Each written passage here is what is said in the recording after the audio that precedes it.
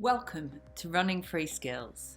My name is Esther Coleman Hawkins and I'm co-founder of Media Mentors. Thank you so much to our wonderful partners at ACMI for broadcasting this, and slightly smaller thanks to the NBN. Now, after mucking around with internet issues for nearly an hour, we almost gave up. But Sharon Davis and Denise Erickson, my co-founder, were not going to be defeated by the entire world being on their 2 p.m. Zoom team meeting. So here's about podcasting. But let's try it again at 9 in the morning. Yeah, bang on, and we'll tell ACMI. It's working perfectly now. Well, I know, same here. Are they recording? As far as we know, we can't get through to them. All the phones are down. Right. Oh my God, it's awesome, isn't it? The whole system is smashing. Should we have a go? Why don't you start? Because it's recording. Well, it's recording, is it? So let's try it. All right. Let's try it. And in Sydney, Sharon Davis, after an extraordinary round of bouts with technology. Lovely to see you. I blame the NBN. Hi, Denise. Oh, technology, this is such a learning curve. And it's very appropriate, really, that we're going to talk about, so you want to make a podcast, because we rely so much on technology. Yes, yeah. The first thing you need to make a podcast is a stable internet connection. Oh, we are sorely tested. So, before we start talking about that specifically, I'd like just to get a little brief intro of your career. You've had an amazing career as a really successful radio journalist, and I want to pay tribute to that right at the beginning. So tell us a little bit about your radio career and where it's taken you. Well, I started in community radio, which I think for people who want to learn about radio is a great learning ground. And I went from there to the ABC to Triple J. I was working on a whole lot of different programs at Triple J, including a midnight cult talkback program. And then I moved to Big Person's Radio, which was Radio National, and spent a lot of years at Radio National. But during that time, I also did a few stints overseas. I lived in South Africa for 4 years and worked and taught radio there and set up community radio stations all around the country. And I've done a lot of training in the Pacific as well. And now I work as a freelancer. So I do a bit of teaching, a bit of mentoring, and a bit of podcast making and a bit of radio feature making as well. And sometimes even television journalism. Who'd have thought? We're very versatile. Who'd have thought? You have to be these days, don't you? Indeed. Because one of the things that you've made some extraordinary work is on longer form documentary. And we're going to talk a bit about them in a minute. But I guess the question I've got for you is, at what point did radio documentary become podcasting? Oh, wow. Well, it's been around for a little while, but for quite a few years it was a kind of an experimental thing, you know, and people were saying things like, oh, this will never take off. And of course they were totally wrong, and it got embraced very quickly. And one of the reasons why it got embraced is in the same way that we love Netflix and we love all those broadband TV subscription-based programs that we can kind of click into as when we want to binge or when we want to watch one particular thing. We want to watch comedy, we want to watch drama. Well, that's what podcasting is. It's that with audio. So it's kind of like you can choose, if you're out in the garden and you decide you want to listen to a really good crime thriller while you're digging a big hole in the garden, or you're in the kitchen, you can choose what you're listening to at any particular time. And that's essentially the difference that it has with radio, is that, you know, the Conversation Hour, for instance, is a really good example. The Conversation Hour is one of the biggest podcasts in Australia. But of course, that was and also still is a radio program on Radio National. But what's made it given it a bigger audience is that people can listen to it when they are available to listen to it now. So that's kind of the difference. It's transportable. So, podcast means many things to different people. Describe for me the range of podcasts. What is a podcast?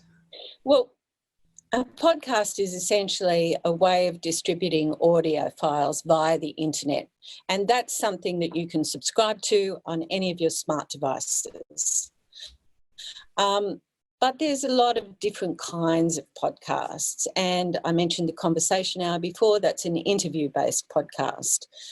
It's got a host, a presenter, and a guest every day, every week. A hosted chat podcast is very popular in Melbourne. It's called The Outer Sanctum. You might be familiar with it if you're an AFL supporter. It's 6 women sitting around a microphone talking about the footy. Okay, so that's kind of a hosted podcast. Then you might have what I would call, and they're the kind of simpler production type podcasts. Then you might have what I would call mid-level production podcasts, and they may be a current affairs program like the New Yorker Radio Hour or the Daily, where they still have a host. It's host-based, and what they'll get is a variety of people in to do different stories in much the same way as you would read The Good Weekend or one of those magazines, and there'd be a whole range of different stories. And then at the upper level is what I would call high-level production podcasts. And we're all familiar with them now too because of programs like Serial or S-Town or This American Life. They are very highly produced, very technically savvy programs that combine lots of different audio elements that we would use in a feature: music, interviews, field recordings, recorded sound, as well as a narrator. They're often narrator driven, and the biggest kind of, I guess, most popular style of podcast within that is the true crime area, which is kind of, unstoppable at the moment. One of the other things to mention is audio fiction. It's very small at the moment, but growing very quickly. And that's basically, written stories, written plays, all sorts of things that are based in fiction. Something like the Fitzroy Diaries that you would find on ABC, on your ABC app. Those sorts of things are growing at the moment too. So they're the new wave of, I suppose, podcasts. And that's on platforms too, I guess, like Audible, which are huge podcasting platforms. Yeah, Audible is doing quite a bit of audio fiction, but the ABC is also doing quite a bit of audio fiction now, and more all the time.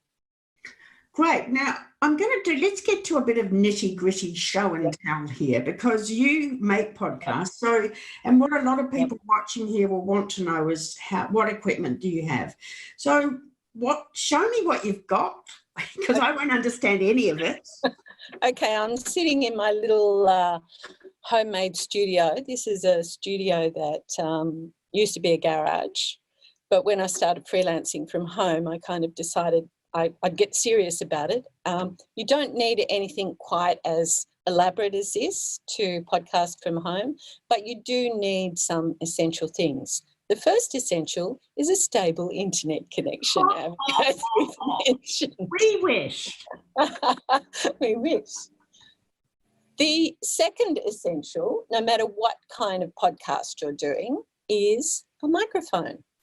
And I have in front of me one of the most popular microphones that people are using at the moment. This is a Rode Podcaster, which is a podcasting microphone that basically is very good for narration and voice and for hosted podcasts. One of the reasons it's good is that it doesn't pick up too much exterior sound. So that's why it's one of the most popular ones at the moment. The problem with this microphone, though, is that you can see it needs to sit on a stand. It's not very portable, and only one person can use it at a time. In fact, I have it here as I speak.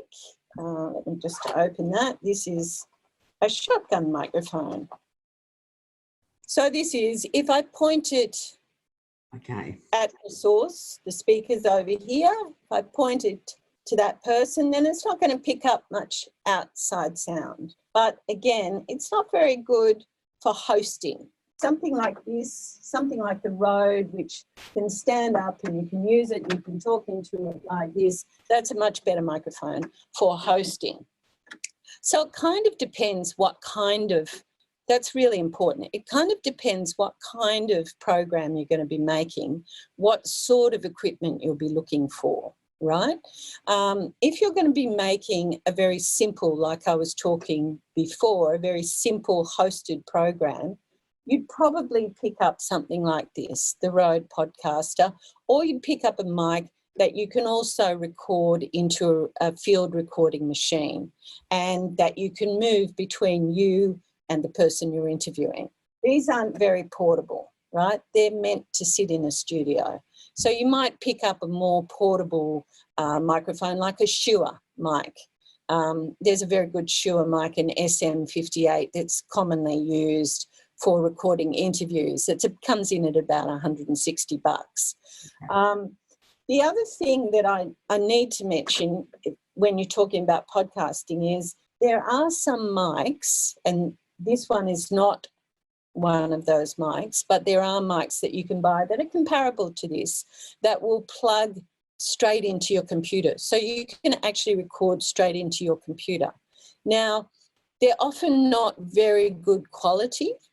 So they're not as good a quality as, say, the podcast mic, and they're not as portable because you have to carry around your computer with you. So people tend to go for this more often. But if you're looking for a very cheap, very easy setup very quickly, you might buy one of those mics. And that would need a USB attachment so that you can click it straight into your computer. This one needs what we call XLR cords. And they basically, they basically sit into the bottom of the mic, and then they'll probably sit in a little box like this box that I've got in front of me, which is a little, basically what this does is convert that signal from an analog signal into a digital signal. Which makes it better quality, presumably? No, what it means is that you can cut it on a computer. So it does essentially what a USB mic will do, but it does it through a box. But the benefit is it's usually better quality. And also with this little box that I've got in front of me, you can see it's got 2 mic inputs there. So I can have a studio guest as well with me, and I'm recording the whole thing through this little box. So that's basically a very, and you know, again, this is a PreSonus what I've got, but you know, they come in at about a couple of $100, so they're not expensive. Okay. Next, what are you going to tell me about next? I'm going to tell you that if you want to do something outside of the studio that's not a hosted podcast, then what you'll need is a digital recorder. And you can see the digital recorder that I am holding up here is called a Sony D8. Sony no longer make these, but they're beautiful little recorders. They're not cheap. Comes in around, I think, about $950, but Sony makes a version of this now. The beauty of this recorder is that you can see up the top, there's a stereo mic set up here, and they are actually really fantastic microphones. So I can go out in the field and... Can you bring that up to the camera a little bit and show me? I see that? Yeah. I can go out into the field. Can you see that? Yeah. And I can record myself and a guest on that without any additional mics. So they're really good quality recorders, and they're very hardy. I've had this now for about 7 years. So the $1,000 investment was good for me.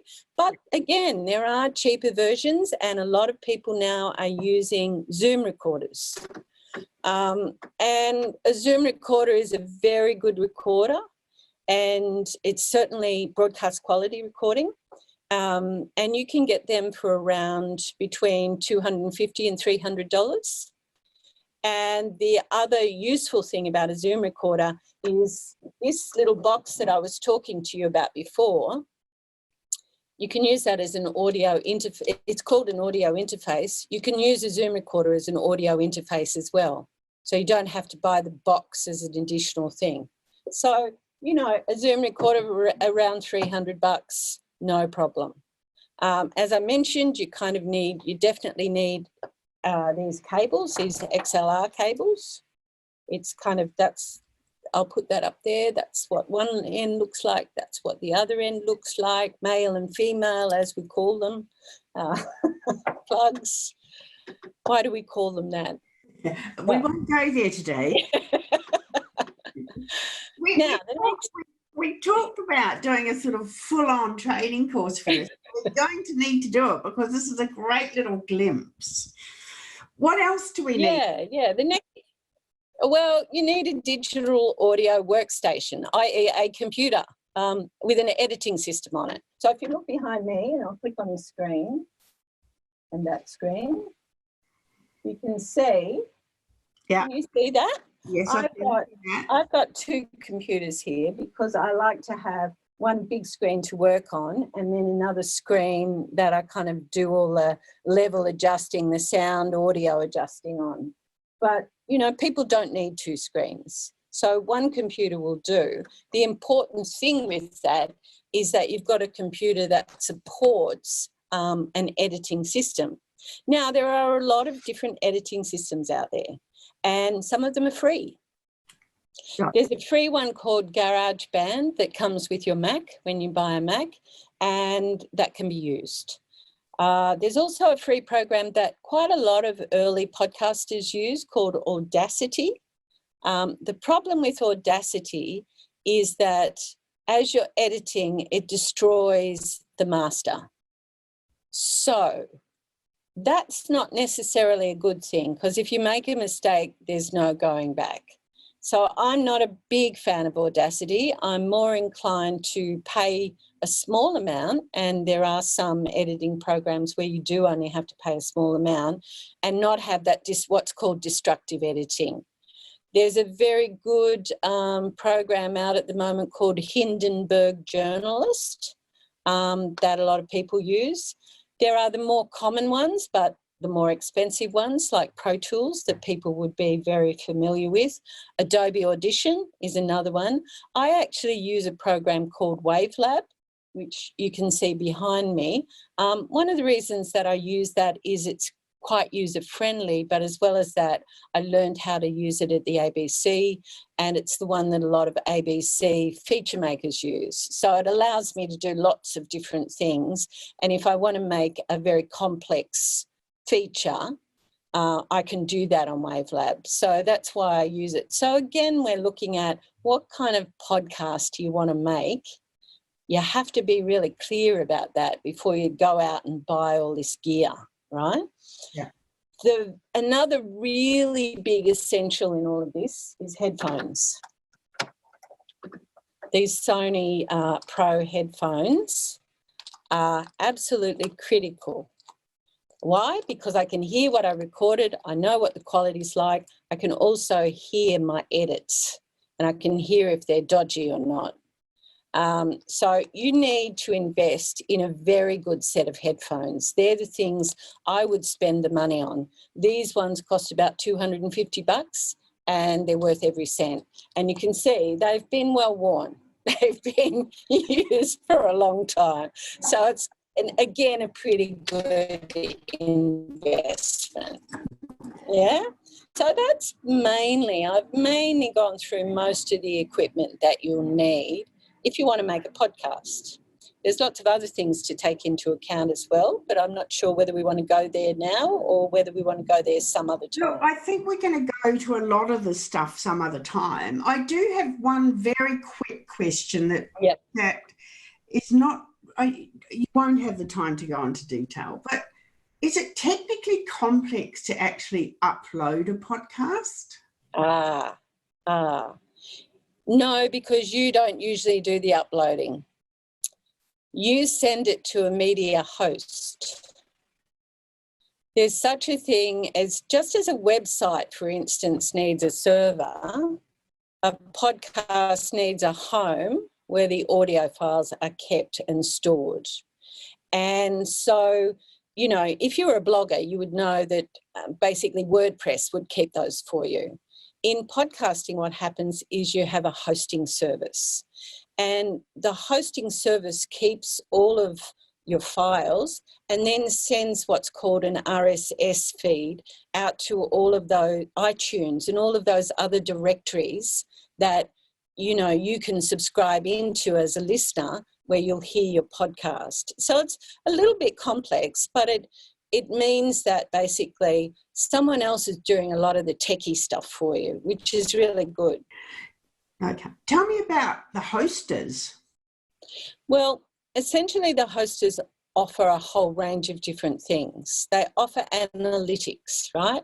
So when you put your podcast out, they can tell you, some of them, who's listening, where they're listening, what time they're listening, how long they're listening for. So analytics are really important later down the track when you want to know how your podcast's going. So one of the things you'll be talking to your potential host about, first of all, is what kind of analytics they offer. The other most important thing probably for you as a start-out podcaster is, how much is this going to cost me? Now, some of them are based on the amount of downloads that you get, because every time someone clicks into your podcast, that's called a download. So some of them will base their subscriber rate on the amount of downloads you get. Some of them will be free, but there's a cost for the free ones, and that is they might place advertising in your podcast, and they'll either get the proceeds of that advertising or they'll split it with you a bit. There's lots of different kinds of hosters around, and it is something that you need to spend a few days on the net, checking everyone out, checking what the costs are, and then talking to them on the phone. You'll need to do a bit of phoning around to see which will be the one that suits you. Some of the big ones, you'll know the name: Podbean, Omni, Libsyn's a very big one, Blueberry, Anchor, and Whooshka, which is an Australian-owned podcast hosting service. So they offer a range of things, but there's work involved in actually finding the right one for you and for your podcast. Now, one of the things that we haven't actually touched on, and I know we just don't have time to do now because we wanted to do on the how-to, but, you know, we haven't talked about what stories make great podcasts. And, you know, in the end, I think we're going to have to do a whole session separately on that. But I would like to point people to one series in particular that you made that I've just listened to, called Inside the Drug Court, which is up on SoundCloud. SoundCloud, yeah, at my SoundCloud address, ShardaSound62 at soundcloud.com. And that'll be up on Media Mentors website, so have a check there. But what struck me is the strong difference between a television documentary and a radio documentary. And it to me was incredibly powerful not having pictures. And I think it's really interesting for me as a television producer, by and large, to have had that experience. So I thought, as a final question, what is it about radio or sound that hooks you in as a producer and keeps you wanting to make sound documentaries instead of visual documentaries? Well, I love sound. I'm passionate about it. I listen to the sound of things before I kind of look at things in a way. Do you know, it allows my imagination to roam. That's what I really love about it, is that it's intimate. right? When you're talking as a podcaster to someone, you're usually in headphones in their ears, but even if you're on speakers, it's like a one-to-one conversation to one person. But the other thing that makes it so powerful is that it's going in here, and at the same time as the sound is going into your ears, you're creating the pictures in your head. So in fact, the pictures have much more of a relationship with your experience. And that's why radio can be so powerful. I'm sure when you were listening to the Drug Court, Denise, you had a picture of who some of those characters were and what they looked like. I did. And yeah, and that's an amazing thing, isn't it? That creates a kind of, and no one else's picture will be the same because that picture is based on your experience. And that is a really incredible thing. It kind of, the power's in here somewhere, you know, in your heart and in your body. That's where you're feeling it, where you're kind of feeling and seeing those pictures. And I think that's the essence of my love of radio, really. I never feel that quite so much with a film or with a television program, even though I really love them. It doesn't connect with me in the same way inside. Yeah. You can see that I'm never going to be a television person full time. I totally understand that, particularly having listened to Inside the Drug Court, which I definitely recommend. Just before we go, give us a list of, give me some ideas of what you love listening to. You mentioned one that completely I adore, which is Criminal, Feed the Judge in the United States. What other ones are you listening to? That's the absolute top of my list at the moment. I'm a bit of a true crime fan as well, but not true crime that is kind of salacious and just for the sake of it. I like true crime that has a kind of an investigative element behind it. So there's a true crime series that comes out of the States called In the Dark, with a woman that hosts it called Madeline Barron. And I think that is the ant's pants, really. In fact, I wrote a big review of In the Dark for a radio documentary review magazine only a few months ago.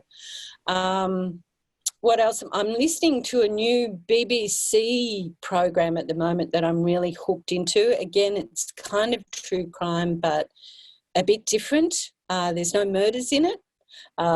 It's called Girl Gone. And I strongly, strongly advise people, if they're into that, you don't even need to be in true crime. It's kind of mysterious in a way. And it's also about a hoax, a kind of someone being taken on a ride. So it's got that element as well. I loved West Cork for the characters. I regularly listen to The Daily by the New York Times. I think it's an incredible program. I don't listen every day. I'll often check, they do one subject in depth every day, a current affairs subject. And I'll often check what that is. If it's kind of, really digging down into American politics, I might not listen. But they often do other subjects as well, and they have these incredible resources. They call on all the reporters that work for the New York Times around the world. So it's like amazingly resourced. I love that program. What else do I listen to? Oh, I listen to the New Yorker Radio Hour. I love it. I think, arts and culture, it has a really good spread. The Paris Review of Books, I also listen to that. So I like a lot of arts and culture programs where they're talking to writers. The Conversation Hour, I listen to that fairly regularly on podcasts as well. I've probably got a list of about 40, but that's probably enough for you now. I think it probably is. We might be here to watch this otherwise. In the meantime, oh my God, thank you so much. Oh, I just got your internet is unstable. Your internet is unstable, which probably means we are going to have to say goodbye slowly, Sharon. I'll try and laugh slowly about NBN connections. Oh, well, thank you so much, and we'll talk soon. Bye. That was fun. Thanks. That's a pleasure. Oh my God, it's hilarious. Maybe it'll work. I think it'll work.